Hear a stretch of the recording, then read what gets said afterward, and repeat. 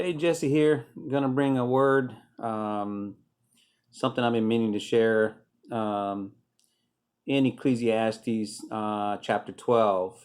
And I'm gonna jump right in. It says, Remember also your Creator in the days of your youth, before the evil days come and the years draw near, of which you will say, I have no pleasure in them, before the sun and the light and the moon and the stars are darkened, and the clouds return after the rain, in the day when the keepers of the house tremble, and the strong men are bent, and the grinders cease because they are few, and those who look through the windows are dimmed, and the doors on the street are shut, when the sound of the grinding is low, and one rises up at the sound of a bird, and all the daughters of song are brought low.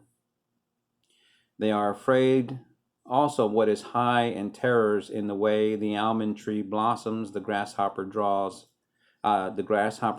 itself along, and desire fails, because man is going to his eternal home, and the mourners go about the streets before the silver cord is snapped, or the golden bowl is broken, or the pitcher shattered at the fountain, or the wheel broken at the cistern, and the dust returns to the earth as it was, and the spirit returns to God who gave it.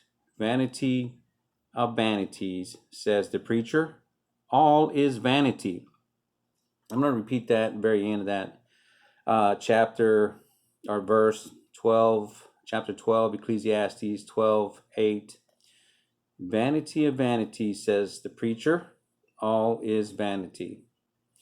So I want to share this with you.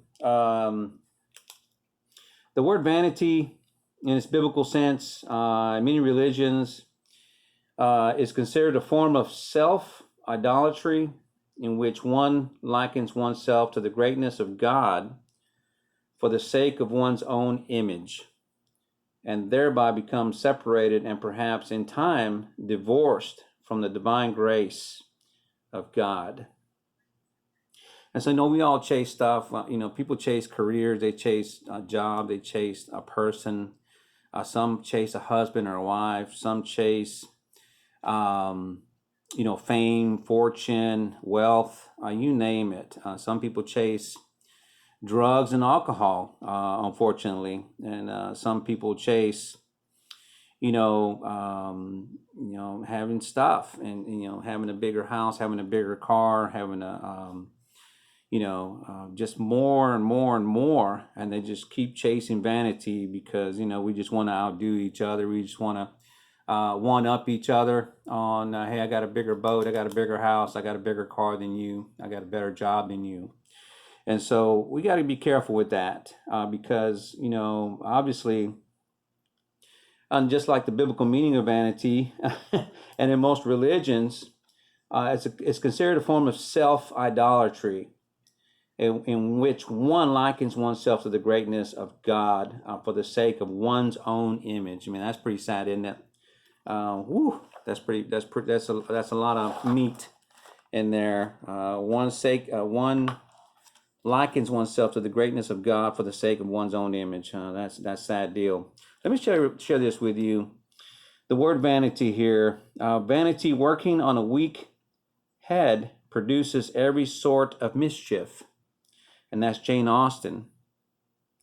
Vanity can easily overtake wisdom. It usually overtakes common sense. Julian Casablancas. Vanity costs money, labor, horses, men, women, health, peace, and is still nothing at last. A long way leading nowhere. And that's Ralph Waldo Emerson. There are no grades of vanity. There are only grades of ability in concealing it. Mark Twain. And so just want to share that with you. And this is where we are at today. We got to be careful that we don't replace God with stuff that stuff we can't take with us. In Ecclesiastes chapter 12, it's talking about, we become old men, we become older people, older women, and we fail to recognize the wisdom that God is trying to show us that we can fall trap into chasing the wind, chasing vanity. So we have to be careful with that, folks. Very, very important that we don't fall into that trap of chasing stuff and forgetting all about God and what God has for us, the mercy and the grace and the blessings of God. So we got to be careful with that. Let me flip over to Romans. It says Romans chapter 1. Here's Paul's take on some of this stuff. Romans chapter 1. For the wrath of God is, and this is 118, 118 Romans. For the wrath of God is revealed from heaven against all ungodliness and unrighteousness of men who by their unrighteous suppress the truth. For what can be known about God is plain to them, because God has shown it to them. For his invisible attributes, namely his eternal power and divine nature, have been clearly perceived ever since the creation of the world. In the things that have been made, they are without excuse. We don't have an excuse. We all know who God is. We've all been, a lot of us have been raised in churches. We all know about Jesus, and that we've seen those movies. We've seen, growing up watching those Jesus movies and having people plant Jesus in our ear and sharing the wisdom, knowledge of God. And so we can't say that we have a free pass, because we've all heard it and we've all seen it. And so, and that's what Paul is trying to say here. So we are without excuse. For although they knew God, they did not honor him as God or give thanks to him, but they became futile in their thinking, and their foolish hearts were darkened. Claiming to be wise, they became fools and exchanged the glory of the immortal God for images resembling mortal men and birds and animals, creeping things. Therefore God gave them up in the lust of their hearts to impurity, to the dishonoring of their bodies among themselves, because they exchanged the truth about God for a lie, worship and serve the creature rather than the Creator, who is blessed forever. We got to be careful, folks. Grace is the only thing that can trump vanity. Quit chasing vanity. And just real quick, in Ephesians 2:8, it says, for by grace you have been saved through faith, and this is not your own thing, it is a gift of God. So grace can trump vanity. Grace can trump, anything that is going on in your life. God's grace through Jesus, through faith in Jesus, through faith in knowing that He is, that He is God and He is here for us, and He can take us and change everything that you've known as you've grown up about Jesus, about God. He can change that for you. Grace can trump anything that I just shared with you in Romans chapter 1:18 and Ecclesiastes chapter 12. And just remember that for by grace you have been saved through faith, and this is not your own thing. It is a gift of God. That's in Ephesians 2:8. I just want to share that word with you. Don't chase after vanity. Don't chase after things. Chase after God. I remember in 2000, around 2003, 2004, there was a book I read called The God Chasers by Tom Tenay. And so in the book, there was a story that really spoke to me.